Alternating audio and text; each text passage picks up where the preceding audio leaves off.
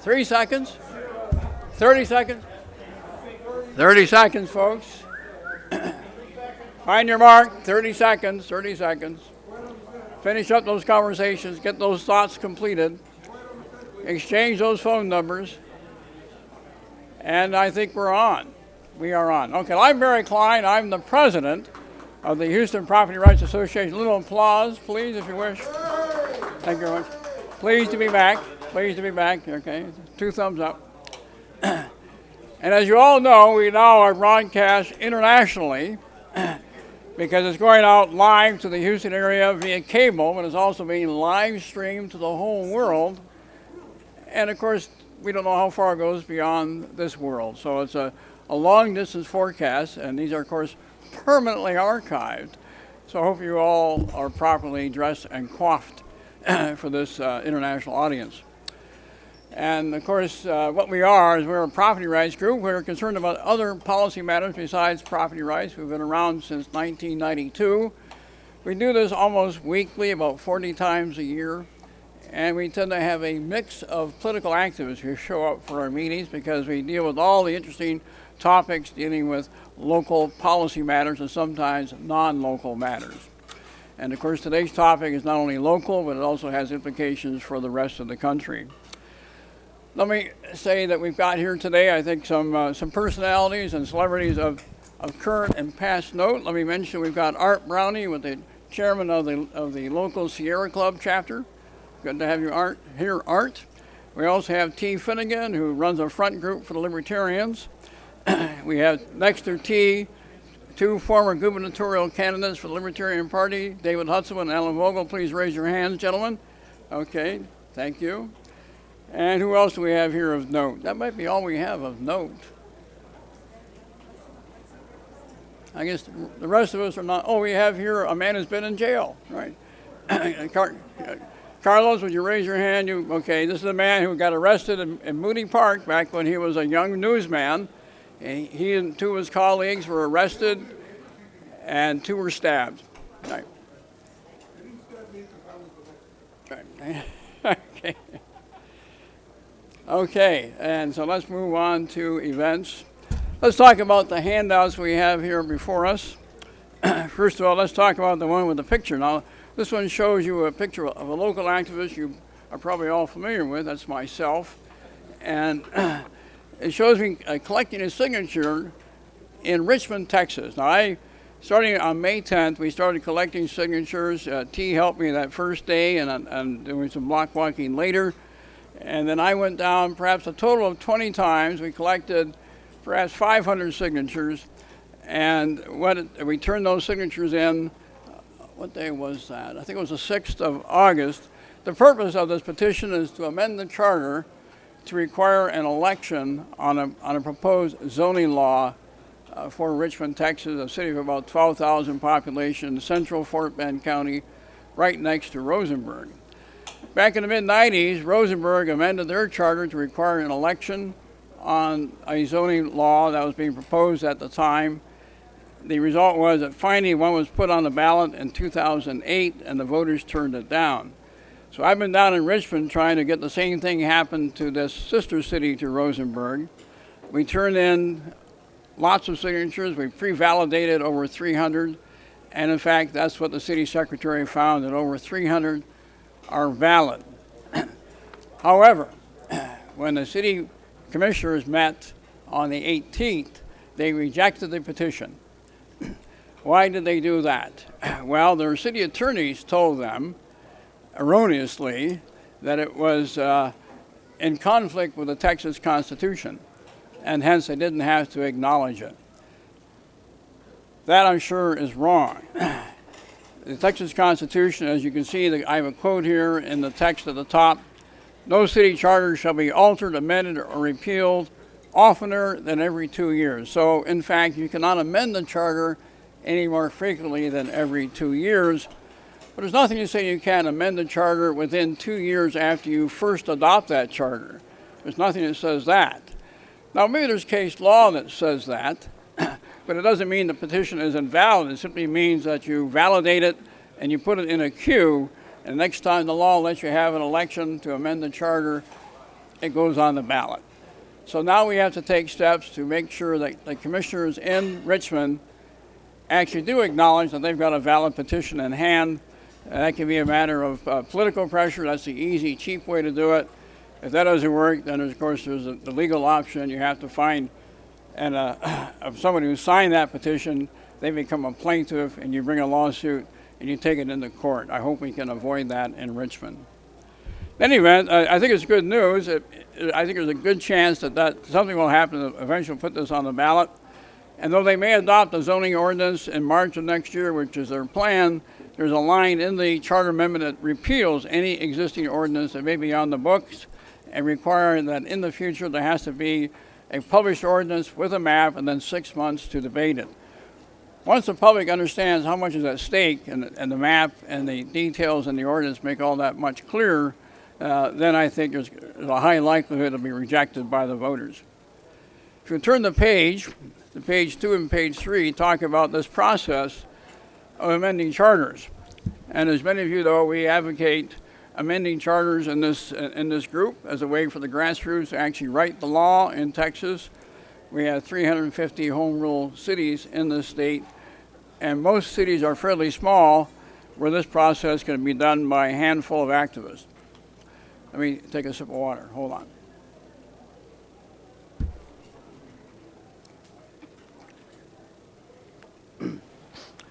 So this is a new way to play politics where you avoid having to deal with elected officials who are typically unresponsive. It's hard to have enough influence on enough of them to actually make a change in policy.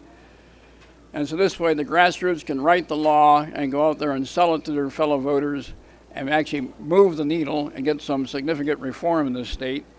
And I believe that many people on the left and right can find common cause on many, many issues. Turning to the next item in that list,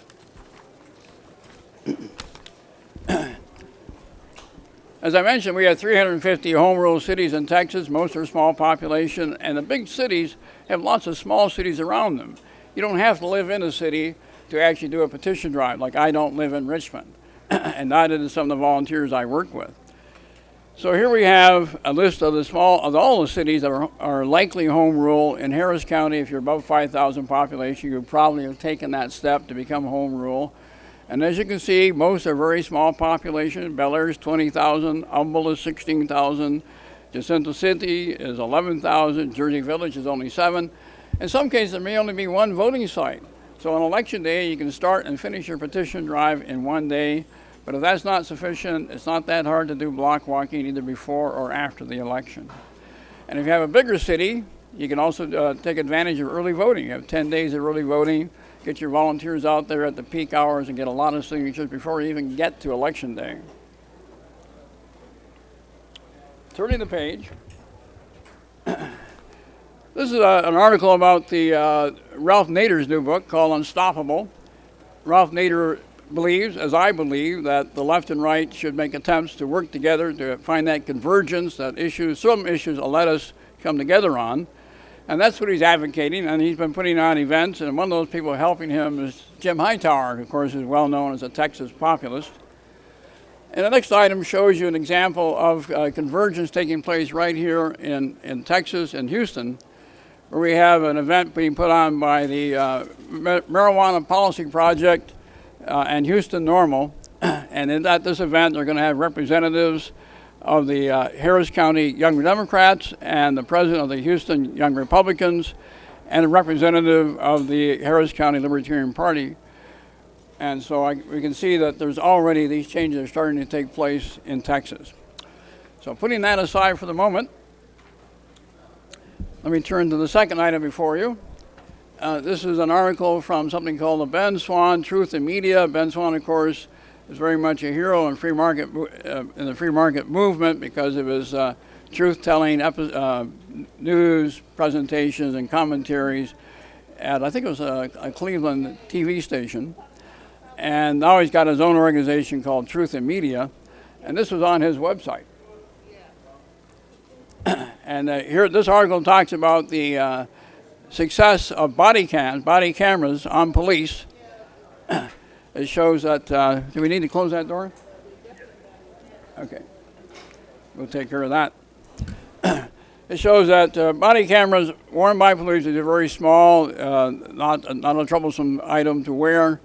And in this city of Rialto, California, they found that complaints against police were dropped 88%, and the use of force by the police dropped 60%.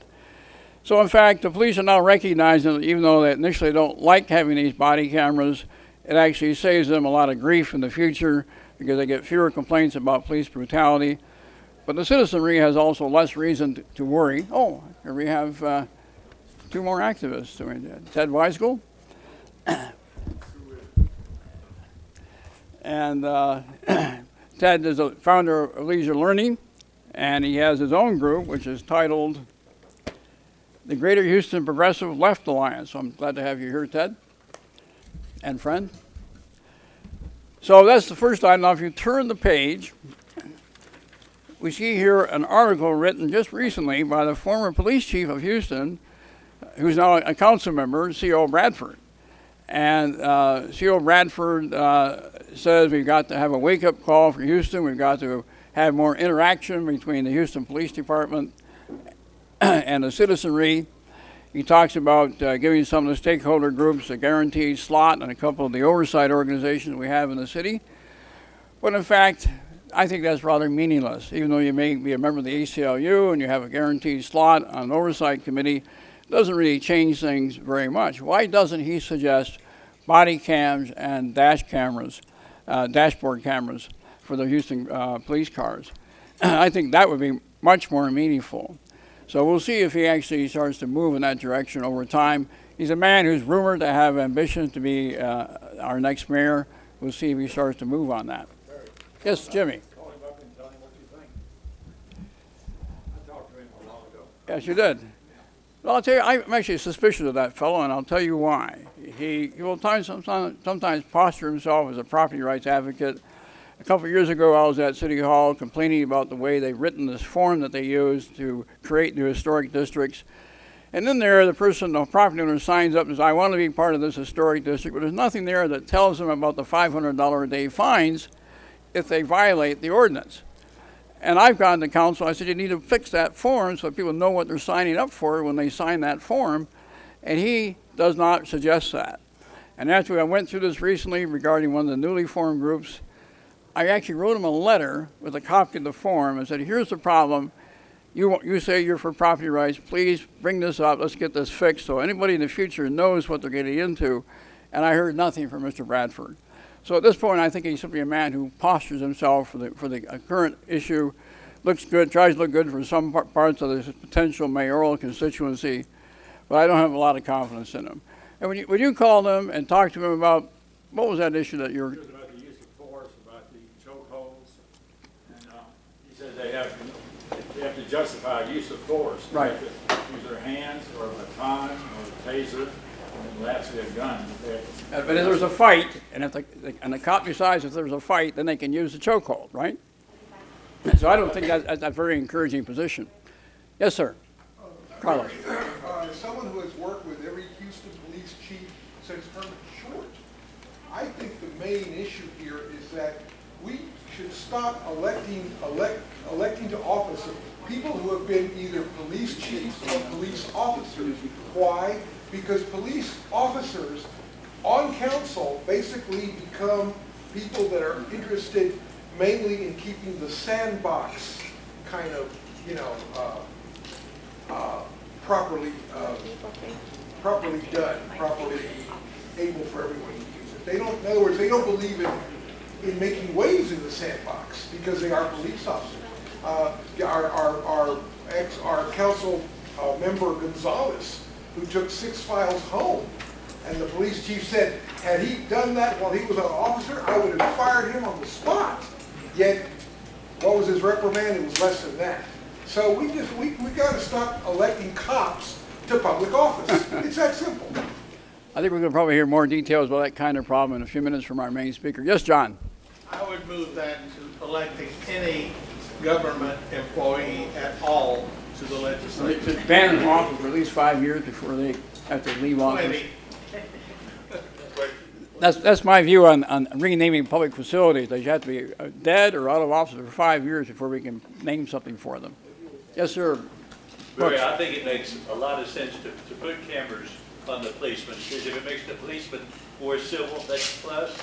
Also, in the statistics, it appears the more accusations against the police have died down, because all of a sudden the accuser has to account for his actions. But I don't understand how policemen wearing cameras can get by the ACLU, because all of a sudden you are taking a photograph and making a public record, publicly available eventually record of a person that has to be presumed innocent until proven guilty. So I'm in favor of it, but I think at some point soon, the civil liberty people will stop it. You think that they'll object? You think the ACLU will object to body cameras? Certainly. I don't think so. That's a very cynical Well, view. because that is a camera of a person suspected of wrong. A camera on an alleyway or a storefront is everybody. That's past muster legally. But on a chest of a policeman, person being photographed is suspected of a wrongdoing. I see your point. Yeah, you think there's a privacy issue. Yeah, okay. We'll see how that works out. Interesting. Yes, Lewis. Can we get some quiet here for Lewis? Suspects the person. Object to having police chief as elected to office, or are you going to object to having general elected president of the United States? Well, there's a good idea. Now you're cooking on the front burner. Yes, Karen. These little cameras, these little cameras, does the officer have to, push a button to turn it on or turn it off, or is it just on all the time? Well, I think the best kind is that it stays on all the time. And you don't want it the kind that the policeman can turn off or on or off. At a recent town hall meeting called by the police chief, he showed a really nice video. There's already 200 Houston police officers who are on patrol duty. 200 of them out of what, about 2,000, that are already wearing those body cams on this. Okay, well, good. And so that's a precedent, and hopefully it'll be expanded. Body cameras are a great thing. They help stop crime. They help catch the criminals, and they help prevent crime too, because the cameras deter crime. Well, does it record inside the little camera, or is it But- somehow broadcast back to the station? I think some actually send it to the cloud, which is a good place for it. Because somebody wants to shoot them, shoot them right in the camera. It's a target. It makes them a Or target. remove it and Okay. stomp it to pieces.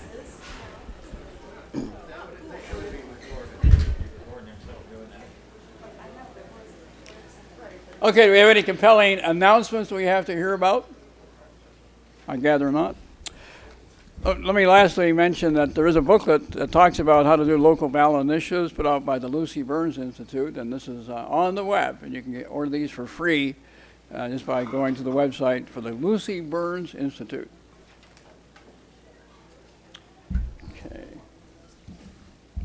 Okay. Emily DePrang, the person I first became aware of when she was writing stories about her life as a waitress in Austin years ago. I guess it must have been in the Texas Observer. Is that where I found them? I don't remember writing about being a waitress, but I believe you, so it's hard for me to say where that was. A previous life. A previous life. I mean, I was a waitress in Austin, I just can't remember writing essays about it, but okay. I think we've all done a bit of waiting. Okay, here we go. Emily DePrang is a native Houstonian and a staff writer at the Houston Texas Observer, where she writes about criminal justice, public health, and culture. After interning at the Observer in year 2000 while an English major at the University of Texas at Austin, she returned as a staff member in 2011 and has since won several awards and fellowships, including a nomination for the National Magazine Award for Reporting. Her work has also appeared in The Atlantic and at Salon.com, and she's a former nonfiction editor of the Sonora Review. From 2009 to 2011, she taught writing at the University of Arizona, where she earned an MFA in creative nonfiction.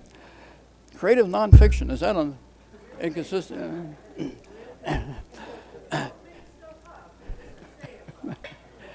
She likes karaoke, baking, and stupid cat videos, and she is a 30-something person. I give you Emily DePrang.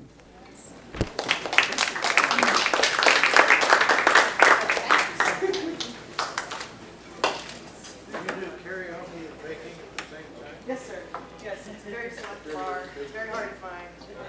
They also play stupid cat videos in the background. It's my favorite place. It's my living room. Okay, do I have to wear the thing? No, you don't. I don't. Great. Well, I think we're going to put a lapel mic on you. Is that right? She wanted to work on there. If I could stand here, that'd be great. Okay, Sort of that's fine. security thing, having something in front of me. Hi, I'm Emily DePrang. I'm with the Texas Observer. I'm a staff writer, and you just heard everything about my life, and so I'll dive in. Shortly after I joined the Observer, I was desperately trying to understand this city, which I had been gone from for several years, which I grew up in, not being politically active or aware. I'm sure I had opinions, but they weren't informed or anything. And I came back and I was reading the daily news, and I started to notice that regularly there would be a story. It would be short, and it would be about the Houston police and the small group of people held a press conference that where they said the police abused this person or this family, and it was always something more than just a policeman in the course of doing his duties was unusually rough. It was always something exceptional. It was, they also attacked my wife. They also, put me in the hospital, shot my dog, excuse me. And so it wasn't like these stories were getting attention every time police were forceful, which obviously they have to be. It was like there was a baseline of use of force that you could perceive based on the fact that there were these exceptional incidents, but those incidents were frequent and that there was never any follow-up. So the person would say, I was horribly abused and I didn't do anything wrong, and the police, they would have a quote from the police union saying, essentially, sounds like a thug to me, and then that would be the end of it. That would be the two sides, and there would be no investigation. So I started trying to figure out why the local press wouldn't try to get to the bottom of these. And what I found was that there is an elaborate system designed to keep anyone outside of the department from having almost any information about what the police find when they do investigate accusations of brutality or excessive force. So it ended up being a 9-month process of open records requests and paying hundreds of dollars and sitting in the Houston Police Department itself, going through files, boxes of files, and I felt very Erin Brockovich. It was very exciting. I felt very legitimate, because there were so many pieces of paper in my trunk. But what I learned after studying these for months, and compiling the files and studying them was the only way to, and an open records request was the only way to get information. I was never able to talk to the Houston police. I was never able to talk to, even media relations wouldn't give me a statement, like total stonewall. But this is what I learned. From 2007 to 2012, HPD got 706 complaints of excessive force, which I feel like I need to pause and say, that's pretty great. That's a 6-year period. There are 5,400 officers in Houston. They patrol an enormous, diverse urban area, and 706 complaints is remarkably low. Community activists will definitely tell you that the reason is that people know nothing will come of it, and so they don't complain. And so I don't necessarily think that number is representative of how many incidents there perhaps were, even if all of them were legitimate. But so you have to take that with a grain of salt. But I want to acknowledge that. But 588 of the complaints were from citizens, and 118 were from officers. And that was very interesting to me because officers know how scary the job is. Officers know how quickly things can change, how easy it is to be wrong. Officers know, officers have a great deal of defensiveness, like teachers and people who are in the military. They understand the constraints of the environment, and they're very defensive of one another, understandably. So the fact that there were 118 times that other officers said, no, I know it's appropriate, and that wasn't appropriate, that really struck me. So there were 588 from citizens, 118 from officers. And this was from 2007 to 2012 inclusive. And HPD investigated every single one of them and dismissed all but 15. This is remarkable for lots of reasons, but the one that I want you to keep in mind while we're going through this information is that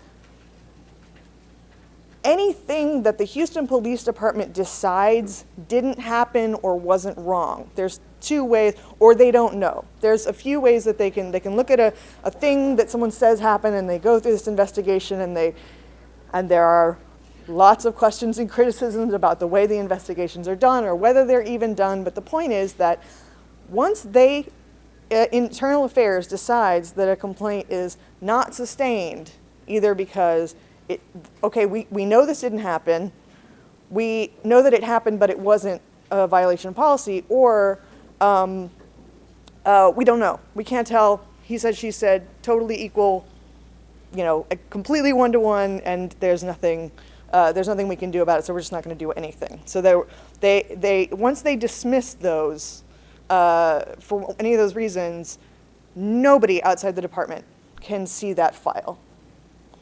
Sorry, I hate to interrupt, but I need to know this now. If the person in question, quote, resigned, unquote, would that mean that the case would be dismissed, or then would that be... Yes, the investigation would stop. Like if the person decides, okay, I'm going to take retirement while I'm being investigated for this, then the investigation isn't even completed. So it just stops. And so then that's yet another, even if that person was guilty, that record is also never, even if the department was going to find that person, find that complaint sustained, and then that record would have been public, that isn't going to happen now because they resigned. Do you know how often these are looked at by the DA's office? Do I know how often what? These are looked at by the DA's office before they're dismissed by the HPD? I'm sorry, I'm not understanding. By the DA's office. But what was by the DA's? If any of these complaints are looked at by the DA's office Oh, if before- any of the complaints were looked at by the DA's office before. Not that I know of. I mean, I hate to say something so broad as something didn't happen over a course of 6 years, but the DA doesn't come in anywhere in the chain of who's allowed to look at things. That's, I mean, the way it goes down is that there's the police officer and the person who complains. So there's the complaint, they make the complaint, they have to make the complaint at HPD headquarters, and activists have told me, that they'll try to talk them out of it, talk them down from it. And then there's an investigation during which the person is told nothing. Usually people don't hear anything from their complaint. Whether it's sustained or dismissed or whatever, normally they're not even going to learn about it unless they're like aggressively following up. And Let me interrupt. I'd like to hold off on questions until Emily finishes her main remarks. We do have another microphone for the audience to use, so we'll wait until that opportunity comes. oh, okay. I'll try to be quick. I get excited. I know a lot of things, and I spend a lot of time thinking about it, and I'm really, really upset about Ferguson. I'm going to put that out there. Really upset, starting and ending my day being sad, looking at stupid cat videos in between because it's really messed up and it really needs to change. So, but anyway, but I try to stick to the facts, and these are the facts that I learned about our hometown, which is that, so when those complaints are dismissed, they go away. Even if it was something where they said, well, maybe there's some evidence, but maybe there's some not, and I don't know, it just goes away. There's no punishment. It doesn't become part of the officer's disciplinary file, so even if an officer had, it can't be considered in other disciplines, so even if the officer had like a bunch of unsustained complaints where they said, okay, well, you've been accused of brutality 4 times, but they said that they were all not legitimate, and we're not going to take any of that into account for the 5th time. So there's really like a lack of history, and there's certainly a lack of access. So someone complains, there's an investigation, the investigation is this totally black box, it takes up to 6 months, and then there will or will not be punishment. The way punishment ended up coming out is that 2/3 of complaints end in no discipline at all. And this is not excessive force complaints, these are any complaints. 2/3 end in no discipline. Of the third that have any discipline, half are written reprimands. Written reprimands are exactly as intense as they sound, which is to say not very. Only 7% of complaints end in a 3-day suspension or more. 7% of all complaints. Here's the thing. It's written into the contract with the union that if you get a 3-day suspension, you automatically are entitled to go to arbitration. So after this 6-month multi-layer review process that decided, yes, this really happened, yes, it was really wrong, and here's what your punishment should be, and all these people have reviewed what your punishment should be, then you go in front of you're entitled to go in for no cost, to go in front of an arbitrator who reviews the case for a day or two and completely overturns the punishment 1 out of 6 times, reduces the punishment half the time, and upholds it only 1/3 of the time. So what I'm trying to say is it's really, really, really, really hard to punish an officer in Houston.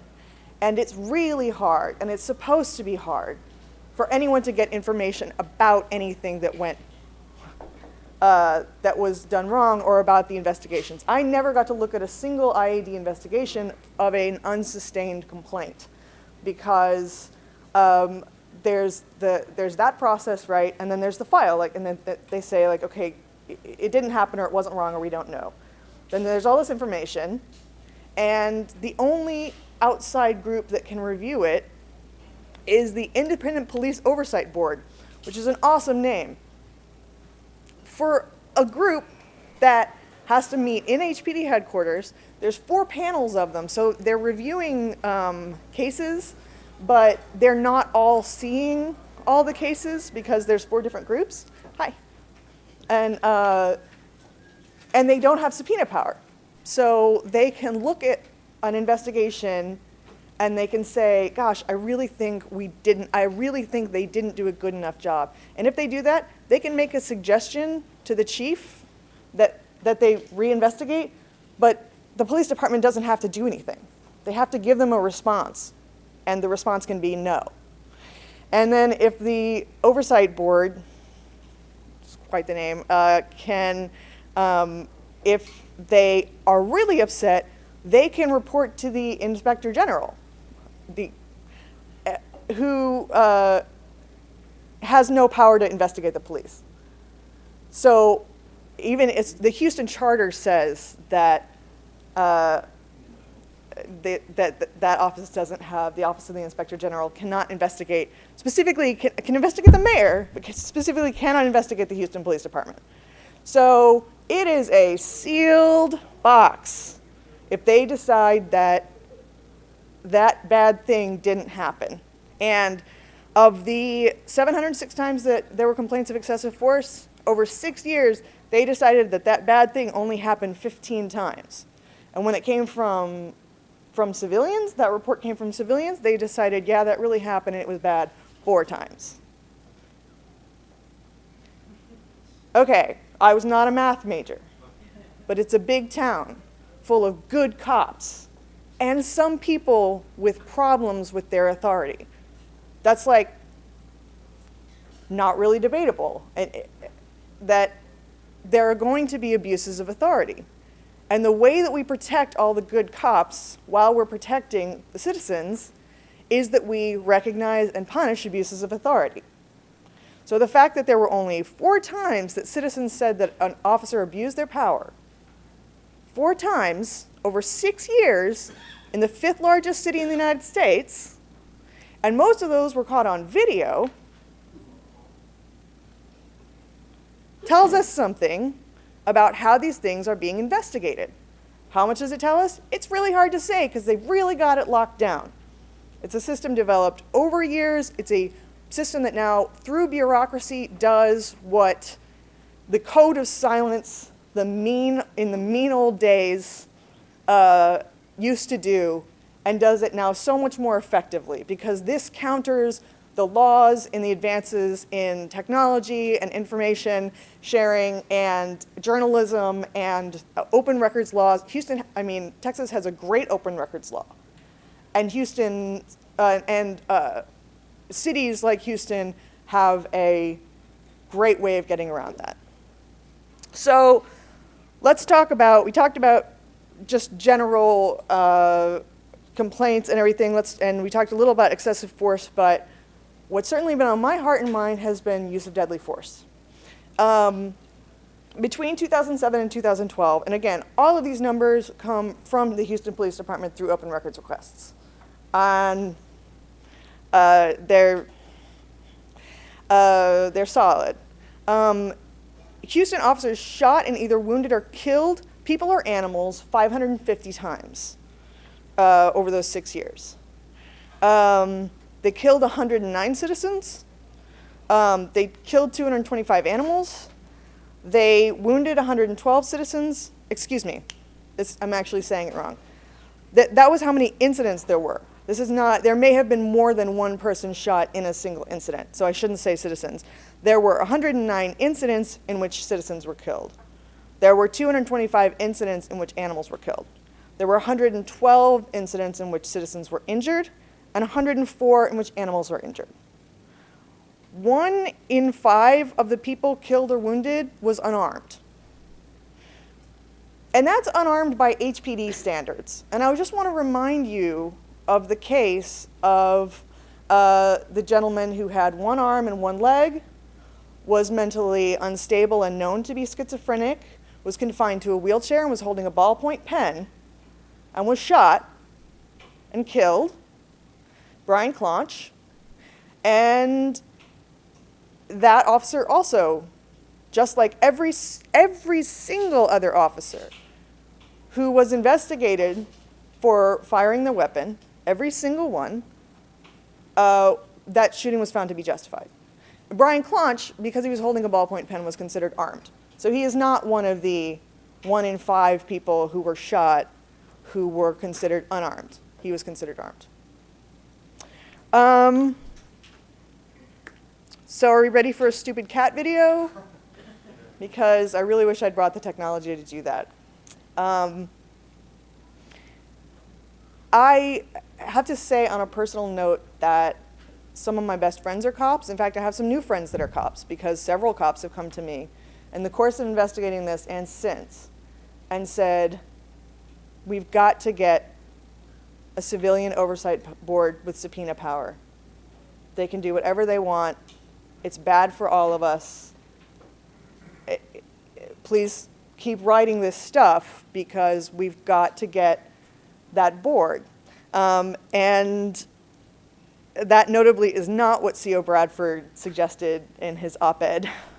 But I'm pro-cop. They're important and they do a hard, scary job. But you can't say, and it is a hard, scary job, but you can't say, well, a heart surgeon or a brain surgeon has a really, really intense job, so it's okay if their hands shake. Nope. That's whose hands have to not shake. That's part of that important job. You have to be the person who doesn't get scared of the pen. I wasn't in that room, but you have to be the person who can make the right judgment. And the fact that it is scary and that you do encounter people who don't want to see you all day, every day, sucks. But it's an important job and people have to do it. But we have to hold people who do it wrong accountable. So box down. Okay. Sir. My daughter's a police officer, and they are the thin blue line that protect us from the predators in Houston, Texas. It's a dangerous and gritty place. Absolutely. Folks, there are people in this town that would murder you in cold blood in the middle of the day for 50 cents that you have in your pocket. Having said that, and last time I showed my film, The Case of Joe Campos Torres, C.O. Bradford, the former chief, introduced it to the audience. The issue is that a police officer in Houston, Texas leaves home every day, kisses his wife on the cheek, and he may not make it back that night. Very few people have jobs like that. Having said that, because I'm a person of color, and I know some of you are going to really disagree about this, I'll go walking in my hood late at night, and I might not make it back that night either, depending on a whole range of factors and circumstances. And certainly, I'm not a criminal by any, unless you consider a community activist to be a criminal, maybe some of you do, then I am a criminal. But I mean, since 1880, when the Houston Police Department was formed, I know, here's my question. I think we have a culture of violence, a Wild West mentality in our police force. It's a sickness, it's an illness. No one seems to be wanting to address it. So what do you feel? I have concluded this after working as a police community relations person for 40 years in this city. So that's what I've concluded. We don't have a police chief now, and we've never had one that attacks that what I consider the core nut of the issue. I'd like you to comment on that.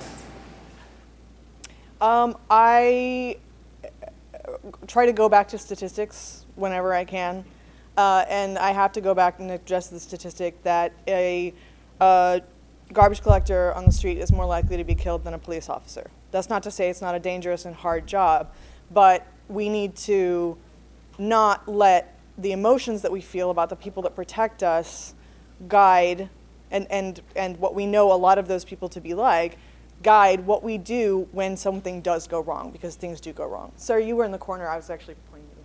Yeah, can you explain a little bit about this exception that allows the police department to get away from the open records law? And has there ever been a challenge to that, a legal challenge? Or pushback on that? There's definitely pushback. I mean, but it rarely gets very far. We have a strong open records law, and access to police is really the exception. And it's a built-in exception, and it's been supported by Attorney General decisions. And in fact, I went up, with HPD to challenge several of the things that I asked for, and the Attorney General kind of split the decision several ways. But I mean, that's probably the most contentious exception, and it's very hard for me to see that change getting traction. But you can see that there are cities that have a different setup than Houston. Like I believe San Antonio has more open records than Houston in their city charter, and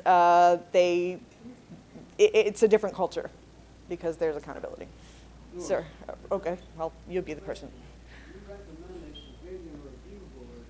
And second question, you said you were really upset about first. What upset you about what happened first? How much time do you have? You got all day. I think that I understand the defensive posture of the Houston Police Union. I mean, all they do is fight for a force that is, certainly in their perception, constantly being assailed. Now, a lot of people would say there's a really good reason for that, and if they're shaped up, it wouldn't happen so much. But, that's their job, is to advocate. But they are a very strong union, and I wish that they and the department in general would recognize that having, they'll say, oh, well, we have all of these layers of review. We have all of this labyrinthine process of review in internal affairs, and internal affairs is so aggressive, and they punish people for stuff that's ridiculous. And, the guy said in my article, the president of the police union said, they accept complaints just from anybody about anything. It's like, well, yeah, they're not supposed to Cops aren't supposed to just, if you go up and you say I was mugged, they go, I don't think you're mugged. Actually, that happens a lot in sexual assault cases. But anyway, I'm sorry.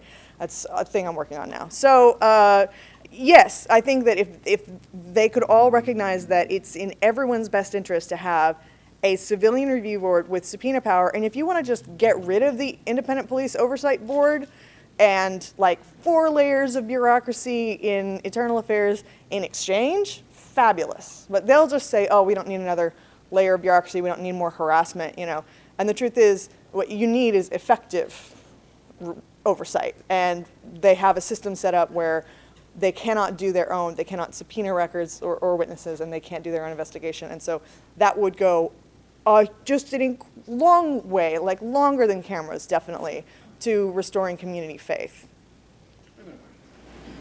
I talked in a preliminary remarks about amending charters, the way the white law that the grassroots can do. And you just mentioned something about the San Antonio charter and how that gives them a better managed police department. Could you elaborate? And do you have any ideas of what the Houston charter might say to bring change to the Houston Police Department?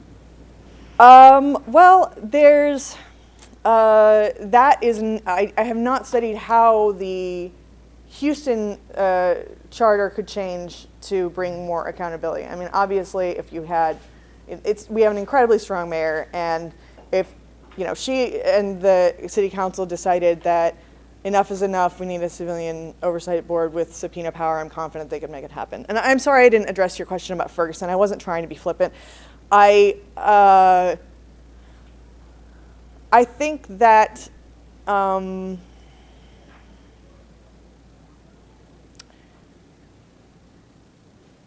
people die who don't deserve to or need to because black bodies are perceived as threatening before they're perceived as human. I think that I sat last night in a game. My husband is a super nerd, like super duper nerd, and so I kind of visit his culture. And so I sat last night in a comic shop, and I was playing this card game that's kind of based on The Matrix. It's called Netrunner, it doesn't matter. Anyway, and I'm sitting across, and I'm playing against one of my favorite people in the world, who is a 6-foot-tall, huge black young man. He's 24, he's a music major, he lives with his mom. He got like 3 phone calls from her and he was like, just eat the leftovers, it's fine. And he's playing this game with me, and he's the super nerd, and I'm thinking, your skin is so dark and you're so big. And if you knocked on somebody's door because you just had a wreck, they would call the police. I mean, you will be perceived as a threat, and there's nothing that I can do to protect you from that, because that's the culture. And I think we have a culture that reinforces that with the way that they portray people. You could, I mean, my opinion is that kid could have been rolling a blunt with a stolen copy of the Constitution, and he wouldn't deserve to die, because that's not how we do the justice system, right? We don't say, you did anything wrong, you deserve to die. And so I think that I don't have all the facts in that case, but I think that there has been a lot of the way that people have talked about it has demonstrated that we have so far to go in terms of racism, and it's made me very afraid for the people that I love who are black. I don't even know where to start. Yes. Have you visited with Clint Greenwood at Police Integrity at the DA's office, or any of the people that run Police Integrity? No, I haven't. Okay, just curious. Because they actually investigate police brutality. It's not when you go file a complaint with the police department, the office that's responsible for doing that is the DA's office. Right. I know that there's a Police Integrity office, and they and that I have not. I can't. Honestly, I did the story a year ago, and I can't remember where they fall in. I'm sorry. I'm just curious if you had ever visited with those folks. Sir? Do any of these complainants ever file lawsuits? Oh, absolutely. And are they terminated as a result of their complaints being dismissed, or are they able to pursue them? Are who's terminated? The persons who would have a complaint, who would file a lawsuit against the police, and then their complaint is dismissed, all but 15, are any of the others able to prevail, or?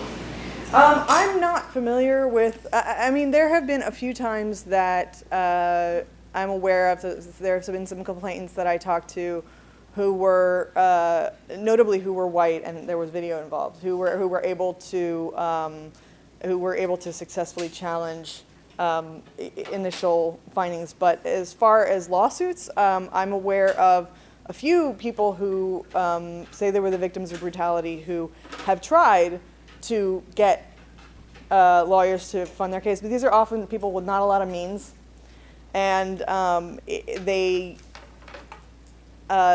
not aware of any of them that have been able to get traction. Which is not to say that it couldn't happen, or that if we have continued pressure and continued attention to these issues, that there couldn't be change in that way. But that I'm not aware of.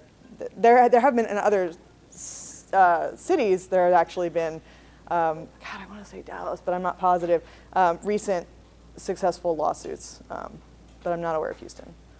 Sir? I think a strong mayor could put a stop to a lot of that. Do you think, what our mayors do as far as supervising the police department and the police chief? Do you have any idea what they've been doing over the last 10 years? Over the last 10 years. What I know about the relationship between the mayor and the police chief has been what police officers tell me privately. It's not something that I can verify. I was never able to get, comment from the mayor. I requested comment from the office and tried to get an interview. And what I'm told, again, this is really hearsay, but it's hearsay from police officers. What I'm told is that the police chief's job is to protect the mayor, to be where the buck stops, take all the heat, take the questions, do the press conferences, and never let the issues affect the perception of the mayor. I have no way of verifying that. That's what I've been told. I was hoping the mayor would say, I want the police chief, I want you to stop this violence against our citizens. If you don't stop it, you'll be fired, stuff like that. Oh, me too. But that would be awesome. That would be amazing. And the thing is, it doesn't have to be like this. Like,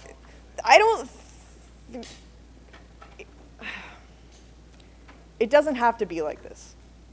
We have a new mayor coming in, we don't know who, but there's going to be one. And this issue it's always bad news when my topics are timely. Like, anytime anybody calls me and they're like, hey, do you have to comment? I was like, oh God, what happened? Because I write about horrible things. But, there is growing pressure and growing awareness. People who have never really thought about police brutality because it just didn't affect them are starting to go, it does sound kind of messed up. And the reason that I gave you this is because I want you to have facts that are historical, that are averaged over time. They are not exceptional. It is not one bad year. It is not,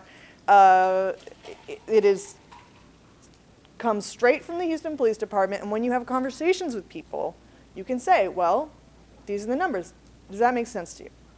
And I feel like if people choose to make it an issue in the mayoral debate, I mean, who knows? Maybe that next person can say that that's important.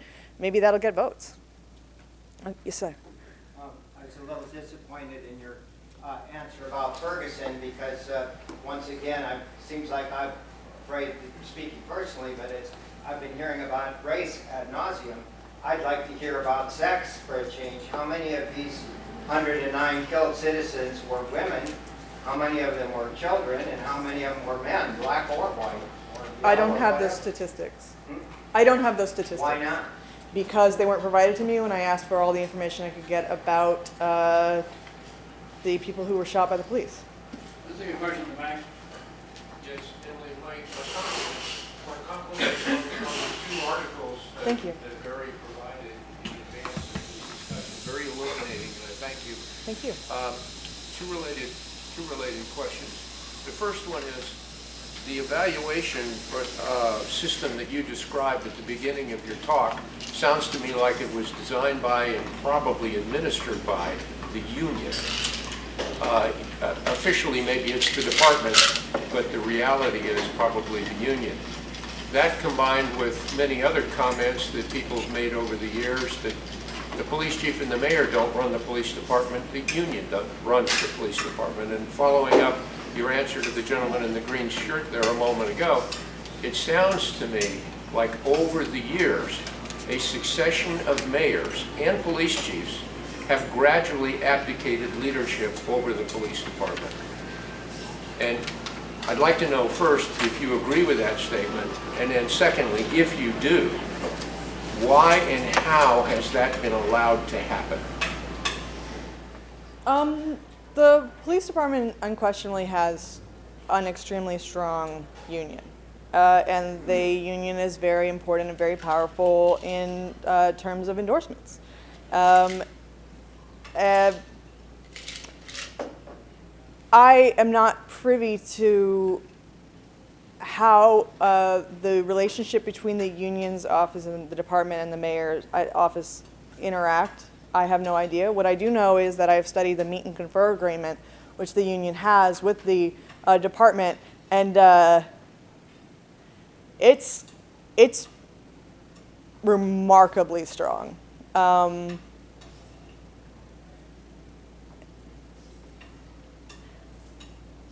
I think that power has concentrated in that group for a long time, and I think that a mayor would have to have a really. There's just not an opposing group that has anything like the strength that the union has. I mean, there's not a group of outraged citizens or anybody whose voice matters like the union does, and so the mayor has no reason to try to change that or put it in its place. I mean, you've seen what's happened with the mayor just trying to reform the pensions with the Houston Fire Department, which I have nothing to say about because I am not nearly up enough on that subject. But just watching that struggle, the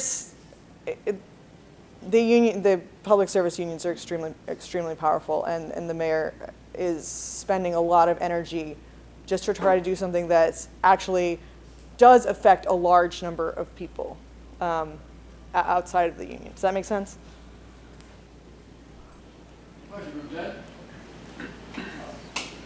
My question has to do with prejudicing a jury, whether it's here or in Ferguson, Missouri.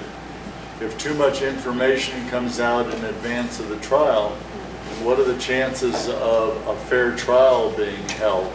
And I certainly want to see the police officer in Ferguson, Missouri have a fair trial. I want to see him have a fair trial too, but I also think that, in my opinion, there should be a trial. Right now, there's a grand jury trying to decide whether or not this person will even be indicted. And again, that process is important, and it is, I think that the risks of finding an unbiased jury are, how do I say this? What happened to Mike Brown was not unusual. What the media attention around it was unusual. Most of the time, those things happen without this media frenzy and without the endangering of the jury, and we don't hear about most of these. And so that's why I think that the media attention around it, while it has been deeply flawed and troubling in several ways, is an important part of us understanding how our democracy is working. And so I definitely understand that officer needs a fair trial, absolutely. But I think the media attention is extremely important.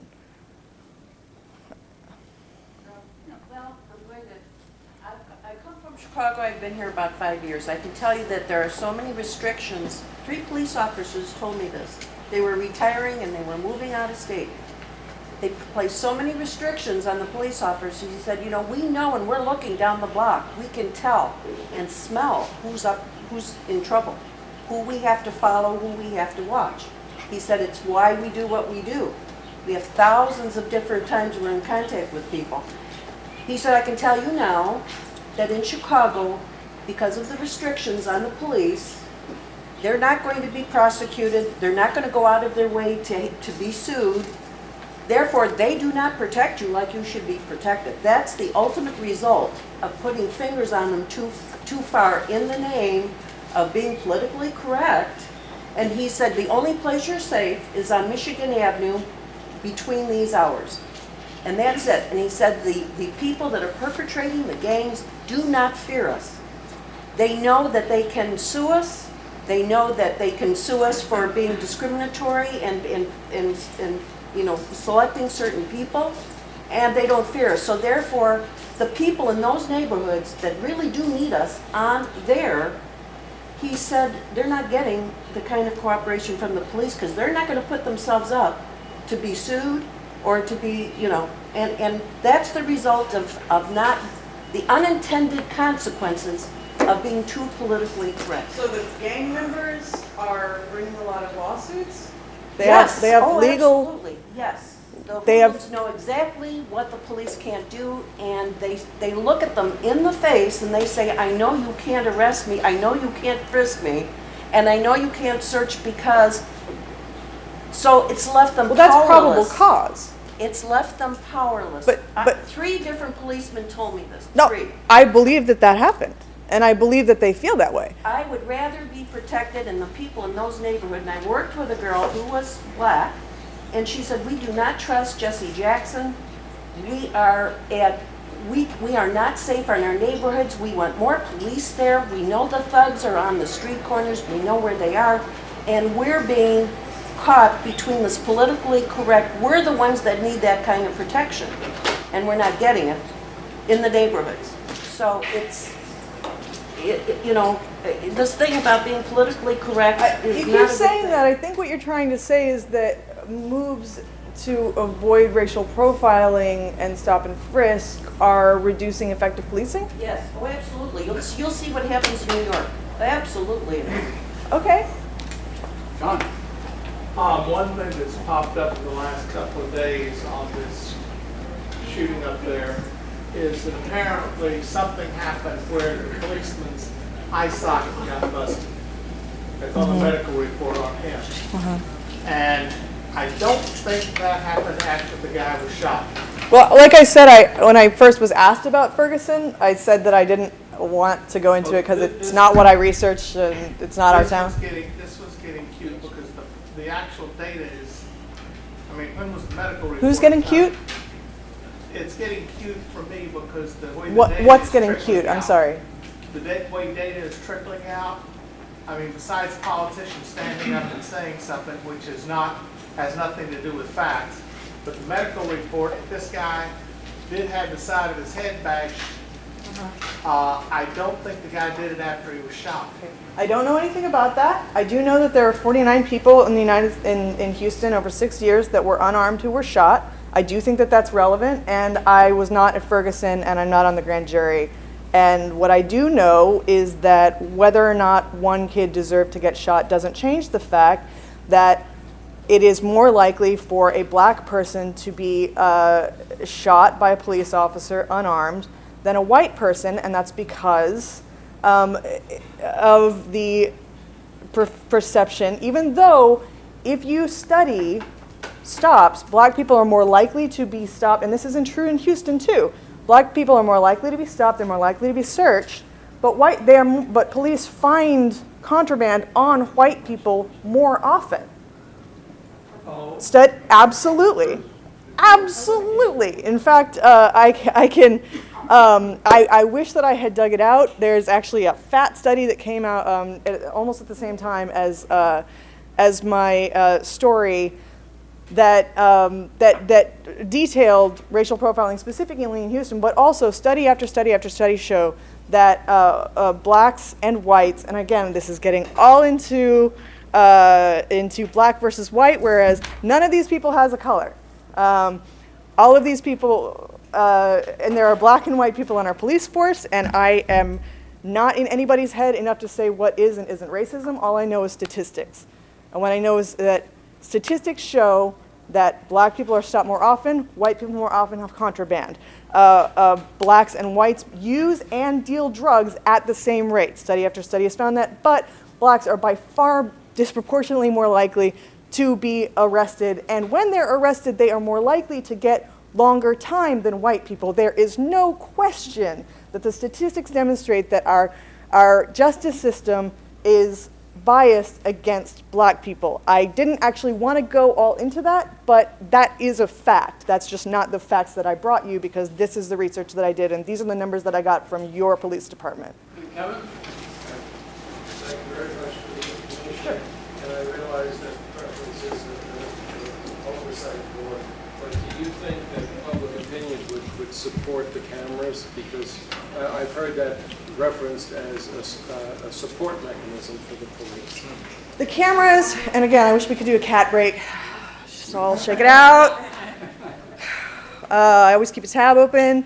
And I'm tempted to apologize for my passion because I don't want it to compromise your perception of my professionalism. But I speak to you of science. Sociology minor, don't just read a study and click on the headline and go, oh man, they just found that chocolate improves gas mileage. Oh, that's awesome. Like, I know how to evaluate studies, I know how to evaluate data, and I believe in data.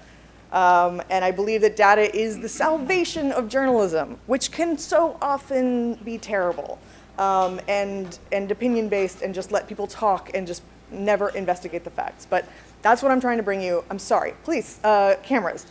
Cameras on police are a great step. There are issues.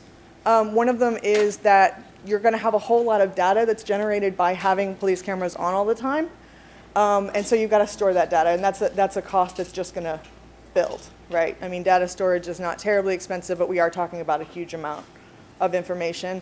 There are questions like, if you implement, say, everybody has to wear a camera, then there's the question of, well, can you turn it off? And they're going to say, well, of course you need to be able to turn it off. I don't want you to video me going to the bathroom. But then the question is, if it gets turned off before there's an incident that there's a complaint about, does that prejudice the evaluators against the officer? And then there's the question of who has access to the footage. So if there is video of an incident using a police camera, can journalists or can people without subpoena power get the video? So it's not a perfect solution, but I think that it is a powerful, powerful step because of a deterrent effect. Because I would love for people who falsely accuse police of misconduct to know, don't even try. And to not waste police resources and internal affairs time and paper on frivolous complaints. That would be fantastic. And I would love for police officers to know that there was at least a pretty good chance, or a chance, that their actions would be reviewed and that what they actually saw and what they actually did could be confirmed. I think that would just lower, as studies have shown that it has in other places, just improve the level of discourse. Jim, and then T, and then... Last night on the Channel 11 early evening news, there were two segments. One dealt with the woman, a Houston policewoman, who was arrested on transporting a large catch of drugs. The other segment dealt with the officers who were charged with a overtime scheme, where one had committed suicide. Not one word in the Chronicle today. I don't know what happened. I too don't know what happened. Okay, T. In regards to the body cams on the cops, there is actually a new petition started exactly for that. And so all those things that you mentioned, we are researching. And if anybody would like to participate or help with that, Barry or myself can help you. Great. In getting that done. Well, I get a little passionate myself. Well, I'm so glad. Don't leave me up here by myself. Against liberals like you. Okay. I want to thank you very much for coming. We drove a long way to hear you, and we were running late, and I didn't get your introduction, but I'll find it out later. Listen, you did get into Ferguson, whether you were nudged that way or whatever. Asked explicitly, yes. And let me, you come down so much for the black community against the white establishment, or just in favor of them. And you mentioned this one guy who would, if he knocked on your door, this black guy. Listen, it would help the black community a lot if they didn't act like they're acting in Ferguson. I All don't that have any silly, time for that. stupid behavior, I don't and have- Al Sharpton going over there. What in the world? And Write prejudging Al the Sharpton a thing. mean letter. My God! I mean, I don't like cops, but man, when y'all either. But my God, let me just say this about cops. I think I've been in the criminal justice system a long time. I know when they used to be able to. Jimmy always accused me of police beating up people, but all I know is when the thugs out there thought they might be beat up, they acted a lot better, whether they were ever beat up or not by cops. But I'll tell you, the real problem, in my opinion, with the police is not these rogue guys that use excessive force. It's cops have gotten so dadgum lazy, largely because of what this lady, Gail Sheriff from Chicago, said. Yeah. And this guy back here made a mention of why the mayors don't stand up to the cops, why they can't do it. Police chief is almost impotent. They don't have any. Police chief has no authority. Arbitrators, and Jimmy Dunn right there, our token liberal. No. He's a great guy. Okey doke. But he emails me and says, why doesn't the police chief do something? Well, the police chief can't do anything much. He has no control. He's in The charge. union's Often the police chief is in charge. Look at what happened on this arbitration case. The arbitrators take everything away. You agree with that, don't you? I know that arbitrators have a financial and professional incentive to split the baby rather than rule based on the facts, and I know that they have less time and less information than the people who make the original decisions, which very often come down in the favor of the officers anyway. So yes, I think it's messed up. Now, one more thing. I'm so tired of being called a racist. I am not. You don't know in my party, in my Democratic Party. Hey, here's a guy, Joe Thomas guy. But listen, but that's why you more racism. I agree that the racism are rampant, but it's coming from the black community, not from the white community. I don't have time. Now that's a fact. Okay, bring me the data that shows that racism comes from black people and not white people, and we will have a conversation about that study. Okay, I love you guys, and you're awesome, but I think that we are starting to really feel our iced tea and get maybe a little too, and yeah. Drink tea. I don't drink tea. That's a tea party. They drink tea. I understand the one is in the other, but what are some examples of all these other complaints? Well, the other complaints can, a lot of the complaints that are from officers and superiors will be things that seem and often and sometimes are quite petty. They can be things like, sometimes they're serious. You didn't show up at a crime scene. You lied about where you were. You didn't file a report. One of the people that we profiled just went to the scene of a rape and told the other officers, "I've got it," and then just left and went to a gas station and wrote a report saying that there was no evidence at the scene. And when he was asked why he would do that when there was a disturbing amount of DNA evidence at the scene, and when he was asked why he would do that, he said, well, there wasn't any money for overtime, so I didn't want to stay there and do all that. Like, it can be things like that are things that we understand as derelictions of duty, and it can also be things like you didn't get your car inspected, you weren't wearing your uniform. There was one guy that showed up in his bike uniform because it was really hot, but he wasn't going to be on his bike, and they told him to go home and change into his normal uniform, and he said, "No, I'm sick," and he went home and he wouldn't come back, and so he got a complaint. Like he that was an offense. So it's anything you can get in trouble with in your normal job, and then there's also all of this really intense stuff. From the citizens, well, because they don't let me see any complaints that aren't sustained, I can't see that. The reason that I have information about the complaints that are internal is both because of talking to officers who've said, well, yeah, if IAD wants to get you on this serious thing and they can't, they'll nitpick you. They'll wait and they'll ding you on this or this report or that, thing you didn't show up at, or you were supposed to get this training or whatever, so that's, and also I studied more than 80 arbitration records because those are open, which was kind of my loophole to learn about the culture. Would any of those be affected by the We actually, and something that I'm writing about right now, is the new independent crime lab, and we actually are in much just radically different shape. The new crime lab is independent of the Houston Police Department. It has the capacity to actually keep up with the demand. They've outsourced all of the rape kits, and the crime lab is much improved. I think that the issues that are happening in the field that are generating these complaints are probably not related, but that's also a guess. I got a question. Yeah. Let me go back to the. Can I get some more water? Thanks. Well, while you're getting your water, I'd like to bring up the issue of the charter again. Of course, the charter is the controlling document.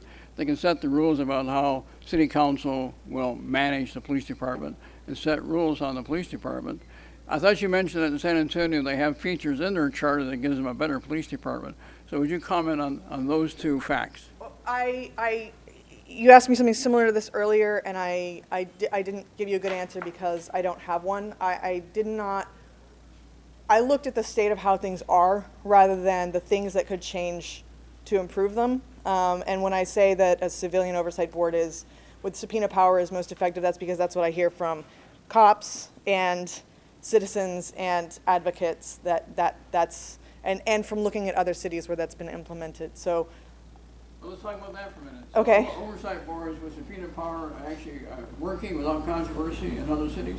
I don't know if they're working without controversy, but however they actually work, like in terms of the effect that they have on, sustaining more complaints of excessive force or something like that. I mean, wouldn't it be fantastic if we had a civilian oversight board with subpoena power that then found that there had really only been 15 circumstances that looked at the investigations of all 706 complaints and said, you know what?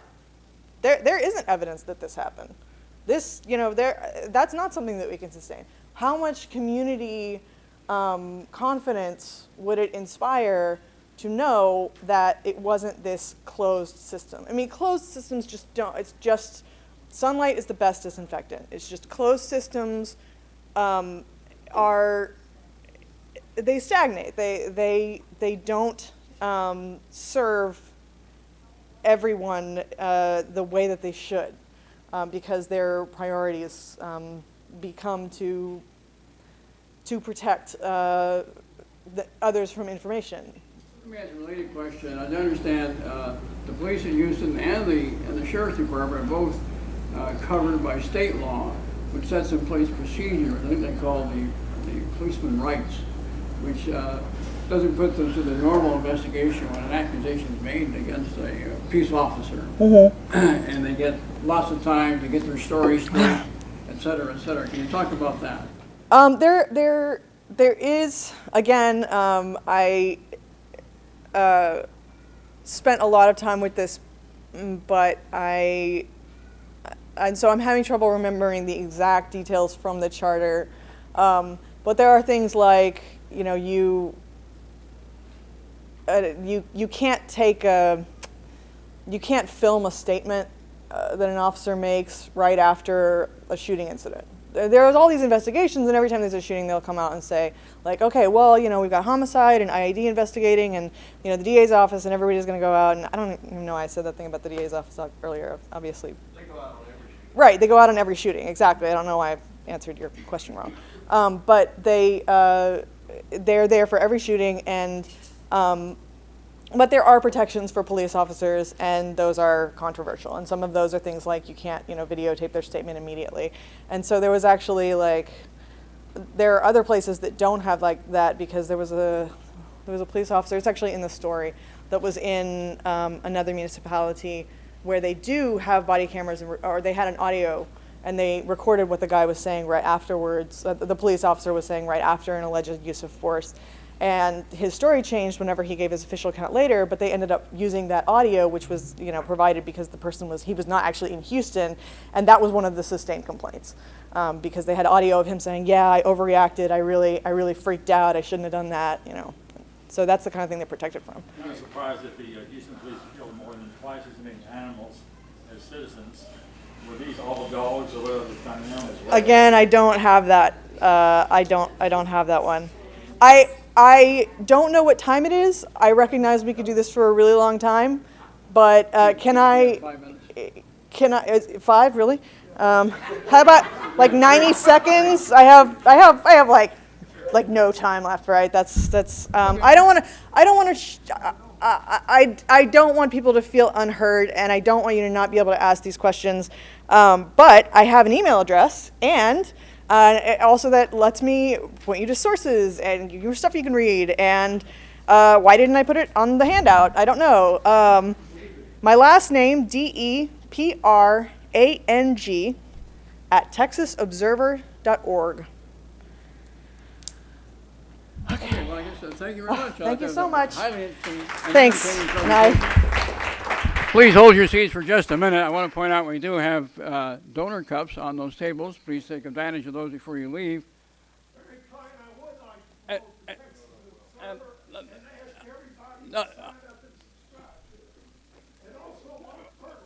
Okay, well, thank you, Walter. But Walter, would you please let me finish my remarks? I want to point out that our speaker has 2 articles that I linked to them on the notice, but there are people probably watching the video who don't have that notice to look at or to click on. So let me give you the title of these 2 articles, a 2-part report. One is titled Crimes Unpunished, and the other one is titled The Horror Every Day, Police Brutality in Houston Goes Unpunished. And that's Emily DePrang, published in the Texas Observer last year. Well, thank you very much, folks. Jimmy, you have something final you have to say? Has the Houston news media picked up on any of her stories? Emily, and the... Well, the Houston Chronicle then went and did their own investigative. I have just a few here, but that went and did their own investigative series on the shootings and how many of them were unarmed. It did a series on the grand jury process, and had honestly, like, I have seen a dramatic change I've seen a dramatic change in the but they also, I mean, they got a new editor, and it's a new editor that's given them like a lot of they've just been doing some really amazing work in the last year. They got a new editor that's letting them do like a lot more long-term and investigative stuff. I actually called and left a message for one of those writers asking him to come in and talk to us, but he has not responded. I should probably try again. Thank you very much. We'll see you next Friday. Thank you. I'm sorry. I have to make a call. I have to go. Y'all have a great day. I didn't receive it today, or I did it. It's on this. Sorry. Okay. Thank you. Thank you. Thank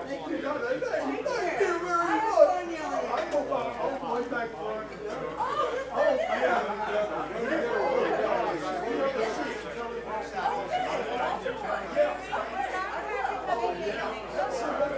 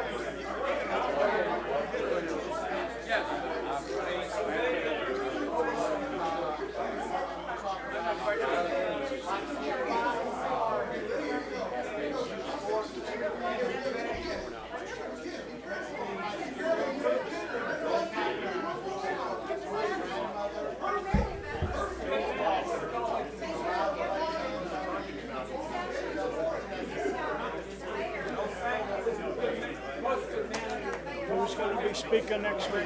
You know what, I forgot, next week's the holiday, so it'll be 2 weeks. So we'll have a fellow's got to book out of the country.